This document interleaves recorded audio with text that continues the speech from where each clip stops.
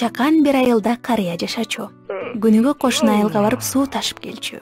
Бул кыйын иште ага ишенимдүү эшеки жардам берер эле. Карыянын көзү жакшы көрбөгөндүктөн эшекти дайыма ыңгайсыз кир жолго салчу.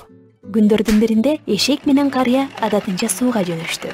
Алар эч жакка шашпастан бара жатышты. Бир маалда эшек алдыда турган чоң көлчүктү көрүп, карыяны караса, ал бул нерсеге кабатырланбай эле бараткан экен. Анан ал өзү каалаган жакка басып, багытын өзгөртүүнү чечти. Көлчүккө жетип калганда, күтүүсүз жерден капталга сүрөп ачканда, карыя кир сууга кулап калды.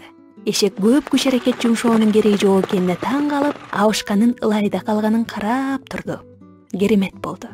Эшек биринчи жолу карыянын жетеги менен эмес, өзү каалаган жакка багыт алды. Ал эми карыядан эч кандай каршылыкты сезген жок. Өзү багытын өзгөртүүнү чечкенге чейин анын баардык кыймыл аракетин ээси башкарчу.